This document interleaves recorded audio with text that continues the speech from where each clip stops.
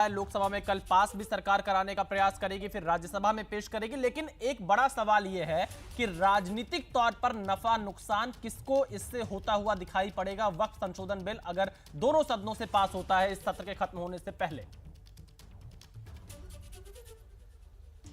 विशाल, देखिए, राजनीतिक नफे नुकसान की बात करें तो अगर आपको जो आज आपने सवाल भी पूछा था कि जेडीयू टीडीपी का क्या रुख हो सकता है, जेडीयू टीडीपी की बार बार चर्चा क्यों होती है, वो इस वजह से होती है क्योंकि माना यह जाता है कि जो मुस्लिम वोट है वो जेडीयू और टीडीपी के साथ जाता रहा है और इसी वजह से जो तमाम मुस्लिम संगठन थे वो भी सबसे ज्यादा एनडीए में अगर किसी पर फोकस कर रहे थे कि इस बिल का विरोध करना चाहिए तो वो है नीतीश कुमार की जेडीयू और चंद्रबाबू नायडू की टीडीपी। लेकिन अब उनकी तरफ से भी जो जानकारी निकल के सामने आई है वो तो साफ है कि टीडीपी हो, जेडीयू हो या एनडीए के बाकी सहयोगी दल इस मुद्दे पर सरकार के पक्ष में है। तो ऐसे में अभी जो हमको एक जानकारी मिल रही है कि जब ये जैसे ही बिल पास होगा उसके बाद में एनडीए के जो तमाम सहयोगी दल हैं और वो जो जनता के बीच जाकर के बताने की कोशिश करेंगे कि कैसे ये जो कानून बना रही है सरकार, ये जो कानून बनाने की तैयारी है वो कैसे आम मुसलमानों के। रंजन क्या कुछ कह रहे हैं, एक बार सुना देते हैं।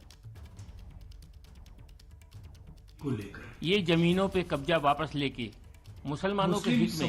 अगर संशोधन बिल आता है तो निसंदेह हमारी पार्टी उसका समर्थन भी करेगी। नैरेटिव सेट हो चुका है, कितना काम करेगा इसके लिए तो इंतजार करना पड़ेगा। नेता के नाम को लेकर कोई भ्रम नहीं है, तैयारी अब सीट बंटवारे